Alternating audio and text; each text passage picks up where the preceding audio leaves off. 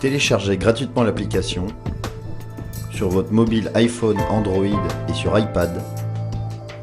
Profitez des recommandations et des analyses de nos spécialistes en direct. Et suivez en temps réel nos émissions depuis les réseaux sociaux.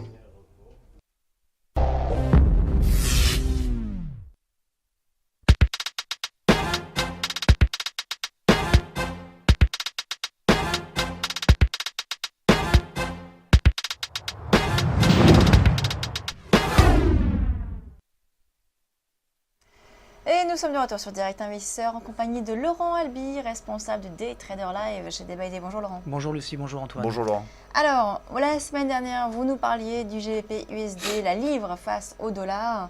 On en est où? Rappelez-nous ce que vous nous aviez dit. On voit un petit peu si c'était bien. Alors, sur le GBP USD, je vous avais dit qu'on était sorti d'un trading range. Qu'on avait eu une accélération et que j'étais d'accord pour payer ce marché, mais à un super prix. Le super prix, c'était 1,5250 et je me souviens de la réflexion d'Antoine qui me trouvait particulièrement dur et exigeant, mais ça a été touché à 1,5250, oui, donc on est rentré.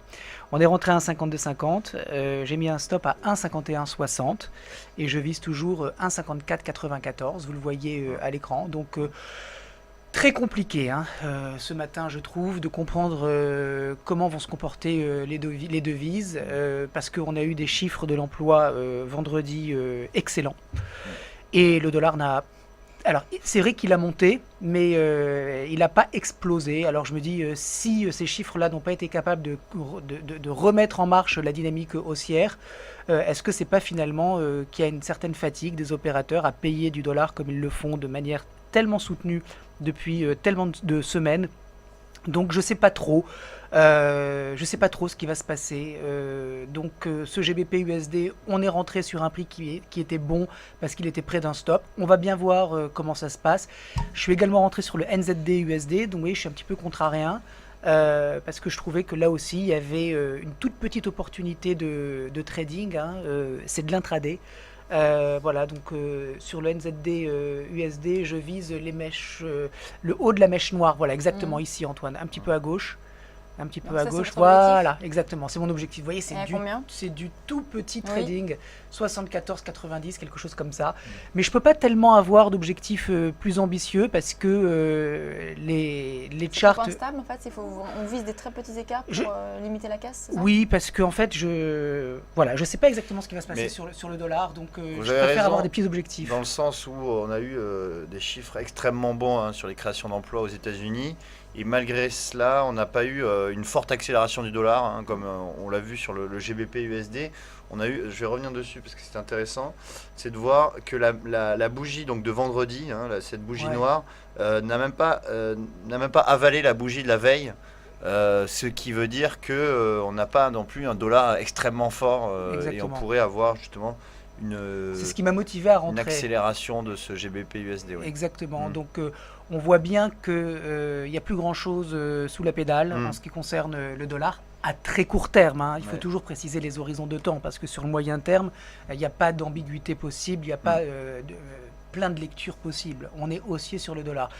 Mais là, pour le coup, on a eu un dollar qui s'est fortement apprécié depuis l'été, et puis qui en décembre, il y a eu un trend depuis l'été, et puis en décembre, il y a eu une vraie accélération presque parabolique. Donc, bien évidemment, ça crée, voilà, vous voyez, cette accélération à partir du mois de décembre, c'est quand même assez fulgurant. On est dans cette conso maintenant. Et on voit bien qu'on a du mal, on a un dollar qui patine.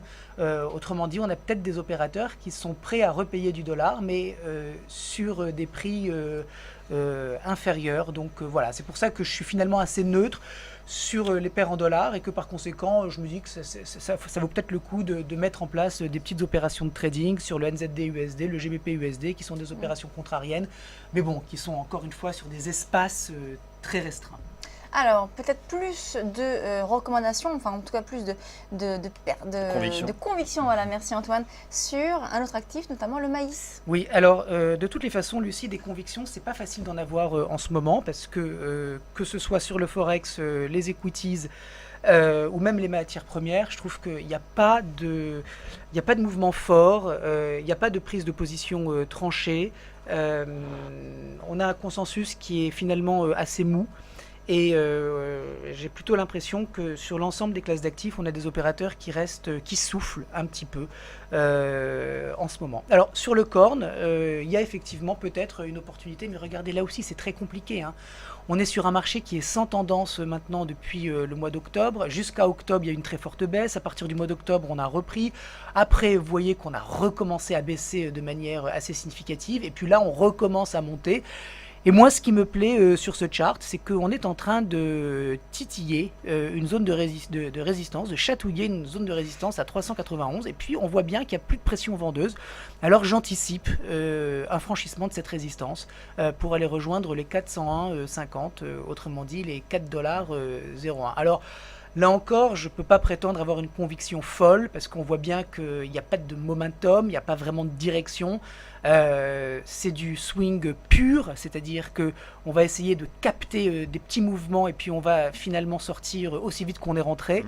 Donc... Alors là, Laurent, justement, ce qui est intéressant de voir, c'est que vous anticipez le signal. Puisqu'on n'a pas eu de dépassement de résistance. Vous anticipez le dépassement de résistance. Pour quelle raison, en fait, vous avez cette analyse? Je suis obligé d'anticiper le franchissement de cette résistance parce que mon objectif est tellement proche, j'ai tellement pas de direction que c'est vraiment ce que j'appelle moi du guérilla trading, quoi. C'est-à-dire je rentre, je sors. Avec un stop assez serré, parce qu'on voit que le stop voilà, est à exactement. Donc je mets un stop à 379 et puis regardez Antoine, si j'attends que le signal soit donné avec le franchissement de cette ligne de résistance, je peux plus avoir un target à 401,50. Oui. Et avoir un target plus haut, c'est possible, mais quand vous regardez l'écran, on voit bien qu'il n'y a aucune direction. Donc finalement, ce corne, et c'est assez rare d'avoir toutes les classes d'actifs qui sont bloquées, les taux sont aussi bloqués. On bouge plus un petit peu partout, donc on a les marchés qui sont en vacances, l'humeur est plutôt à la détente, donc on va pas non plus s'exciter. Donc on essaie de trouver des toutes petites poches de trading sur lesquelles on peut tenter des choses, et ce corne en est l'illustration parfaite. Donc j'anticipe forcément le franchissement de cette résistance parce que si le signal est donné, j'aurai plus aucun trade à proposer. Donc je répète, le stop à 379. Moi, je suis rentré à 384,60. On est un tout petit peu au-dessus. Je crois qu'on est à 387. Voilà, mais enfin, on n'est pas non plus très très loin. On est en tout cas avant le franchissement de la résistance, avant l'accélération. Donc, on a un ratio rendement-risque qui reste tout à fait acceptable. On vise 401,50 et puis peut-être que si on y arrive vite, on pourrait, si on prend 2 contrats, en laisser un courir et prendre les profits sur l'autre et puis essayer de viser un petit peu plus haut, typiquement vers 415. Alors c'est vrai que vous nous parlez souvent d'actifs un petit peu, pas exotiques, mais périphériques. Dont on parle moins souvent. Là, donc le maïs, avec votre recommandation. Est-ce qu'il y a, sur les indices, est-ce que vous avez une analyse spécifiquement sur les indices actuellement, les indices par exemple européens? On a vu que tous les indices européens étaient dans le rouge ce matin. Quelle est votre analyse de ces marchés? Alors, mon analyse, elle est bicéphale, on va dire. D'abord, quand je regarde les indices américains, je vois un S&P qui est bloqué, qui cherche un cap, qui est dans une petite zone de congestion, qui elle-même fait partie d'une zone de consolidation plus grande. Autrement dit, c'est dur de savoir où est-ce que le S&P va aller. Voilà, là vous avez le futur à l'écran, vous voyez que franchement, il n'y a aucune direction, il n'y a pas de pression vendeuse significative, mais on voit très bien que on a des opérateurs qui ont du mal à recommencer à payer, on a des valorisations qui commencent à être chères, donc une correction sur le S&P ne m'étonnerait pas. Sur les indices européens, on est un petit peu plus haussier, mais on voit bien qu'on continue de patiner. Donc, votre intervenant précédent disait qu'il était, par exemple, sur le CAC, toujours acheteur au-dessus de 4400 points. Je suis d'accord avec lui, mais on en est tellement loin maintenant que faire entre 4632 et 4400 Alors, moi, j'ai quand même quelque chose à partager avec vous, c'est qu'on a fait un flag et que ces drapeaux sont des figures de continuation qui, normalement, lorsqu'elles sont validées, génèrent une accélération. Quand un flag, parce qu'il est quand même, il est quand même bien là, ce flag, quand un flag ne génère pas beaucoup d'accélération et que on est en train de tester finalement la réintégration de cette zone de congestion, c'est pas très bon. Alors j'ai envie de dire, sur le très très très court terme, voire intraday, sur le CAC 40, moi je serais plutôt neutre baissier, avec peut-être un retour à 4600 points, voire 4550. Après, si on retourne sur la borne basse du flag, peut-être qu'on aura un prix voilà, par là, peut-être un peu plus haut, Ouais, je sais vers pas. les 4550. Mais ouais. c'est très très vague et Bah. c'est pas évident, je trouve. Actuellement, on teste la borne haute du flag, hein, justement. On est Oui. 4632. Là, on remonte un petit peu tout de même. Hein, dans la baisse de ce matin, on a fait 4612 au plus bas et on reprend une vingtaine de points. Donc, on pourrait tout de même, pourquoi pas, repartir un petit peu à la hausse. Parce que je le rappelle, la tendance est fortement haussière sur le CAC 40. Alors, la tendance, elle est fortement haussière sur le CAC 40, mais moi, ce que je remarque, c'est qu'on avait un flag, qu'on en est sorti, Oui, sans accélérer. et puis que derrière, eh ben, il n'y a plus personne, quoi. Mm. Et que non seulement il n'y a plus personne, mais qu'on va tester 4700, et puis on retourne finalement dans la zone de consolidation. Donc déjà, première remarque, le flag n'existe plus. Parce que pour qu'un flag soit un flag, il faut vraiment qu'il génère une accélération. Et là, on n'a plus d'accélération. Donc, on a une espèce de pâté non reconnu par la nomenclature de l'analyse technique, une espèce d'enroulement, on va dire, qui fait qu'on voit que ça hésite, on voit que ça patine, un petit peu comme le dollar, un petit peu comme le corne. Voilà, donc c'est un petit peu généralisé, cette léthargie qui est en train de se mettre en place. Je pense qu'il va falloir attendre des nouveaux catalyseurs pour redonner un petit peu de tonus et de pêche au marché. Là, pour le moment, c'est pas tellement le cas. Donc, sur les indices, moi, je suis plutôt neutre et j'ai pas très envie de me précipiter. J'ai pas envie de surinterpréter ni de forcer le marché. Quand il se passe rien, ben, faut avoir la discipline de rester à l'écart. C'est déjà pas mal de préserver son capital de trading, de garder nos cartouches bien au sec, pour être prêt à intervenir quand le marché redeviendra en tendance. C'est pas le cas, donc voilà. Un petit peu ce matin sans grande conviction, mais bon, c'est le marché qui dicte en fait ce que nous devons faire, et je trouve que le marché pour le moment ne nous donne pas grand-chose.